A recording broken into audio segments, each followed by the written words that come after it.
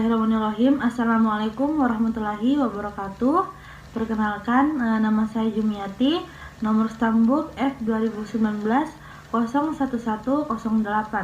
Saya berasal dari kelas C3, program studi S1 Farmasi, Universitas Mandala Waluya Kendari. Baik, langsung saja saya akan memaparkan materi tentang anti kanker. Adapun poin-poin yang akan saya jelaskan yaitu ada definisi kanker, jenis-jenis kanker, mekanisme kerja obat anti kanker, serta penyebab kanker. Selanjutnya definisi kanker. Kanker merupakan suatu penyakit neoplasma ganas yang mempunyai spektrum sangat luas dan kompleks, mulai dari yang paling jinak sampai yang paling ganas. Hampir tidak ada kanker yang dapat sembuh spontan, dan bila dibiarkan akan terus berkembang sampai akhirnya menimbulkan kematian bagi penderitanya. Masalah kanker sangat luas, tidak hanya menyangkut penderita, namun juga keluarga, masyarakat, pemerintah, dan lingkungan hidup. Kanker adalah penyakit akibat mutasi gen pada sel tumbuh yang mengatur proses-proses penting, yaitu siklus pembelahan sel, pengaturan kematian sel atau apoptosis, dan pertahanan kestabilan atau integritas genom. Kanker terjadi karena ada kerusakan atau informasi proton kogen dan supresor gen sehingga terjadi perubahan dalam cetakan protein dari yang telah diprogramkan semula yang mengakibatkan timbulnya sel kanker. Karena itu terjadi kekeliruan transkripsi dan translasi gen sehingga terbentuklah protein abnormal yang terlepas dari kendali pengaturan normal dan tidak ada koordinasi pertumbuhan dan diferensiasi sel menjadi tidak terkendali. Selanjutnya, jenis-jenis kanker. Ada 5 kelompok besar yang digunakan untuk mengklasifikasikan kanker, yaitu yang pertama ada karsinoma. Karsinoma ialah kanker yang berasal dari kulit atau jaringan yang menutupi organ internal. Sarkoma ialah kanker yang berasal dari tulang, tulang rawan, lemak, otot, pembuluh darah, atau jaringan ikat. Limfoma ialah kanker yang berasal dari kelenjar getah bening dan jaringan sistem kekebalan tubuh. Yang keempat ada adenoma, ialah kanker yang berasal dari tiroid, kelenjar pituitari, kelenjar adrenal, dan jaringan kelenjar lainnya.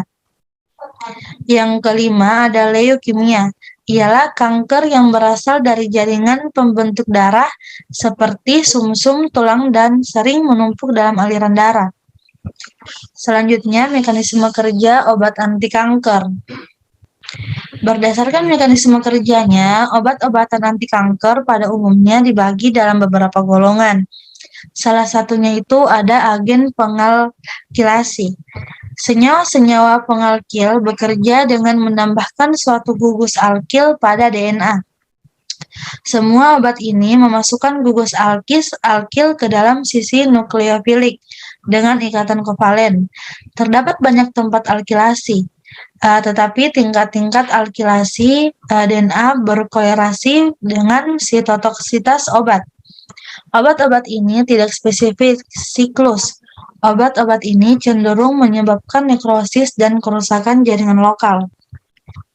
Contoh obatnya itu ada obat klorambusil, di mana mekanisme kerjanya itu obat ini bekerja dengan cara mengganggu proses replikasi DNA dan transkripsi RNA dengan menambahkan gugus alkil dan gugus lainnya, sehingga mengganggu fungsi asam nukleat dan terjadi apoptosis sel. Selanjutnya, gambar ini merupakan gambar mekanisme kerja obat anti kanker. Penyebab kanker. Penyebab kanker terdapat beberapa hal, diantaranya itu yang pertama ada faktor keturunan, yang kedua faktor kejiwaan dan emosional, dan yang ketiga faktor makanan, yang keempat faktor perilaku, yang kelima radikal bebas, yang keenam virus. Ada beberapa virus yang menyebabkan kanker. yaitu yang pertama ada virus papiloma, yang kedua virus retro, yang ketiga virus sitomegalo, yang ketiga ada virus hepatitis B. Adapun penyebab kanker yang ketujuh yaitu ada gangguan pada keseimbangan hormonal. Yang kedelapan ada infeksi. Infeksi ini terbagi lagi menjadi yang pertama infeksi oleh Clonorchis, yang kedua oleh parasit Schistosoma, yang ketiga Helicobacter pylori. Yang kesembilan ada ketidakseimbangan metabolisme, dan yang kesepuluh letak kerusakan DNA yang dialami. Dan yang terakhir ada faktor usia. Baik, itu saja yang dapat saya sampaikan. Kurang dan lebihnya mohon dimaafkan. Wabillahi taufiq wal hidayat. Wassalamualaikum warahmatullahi wabarakatuh.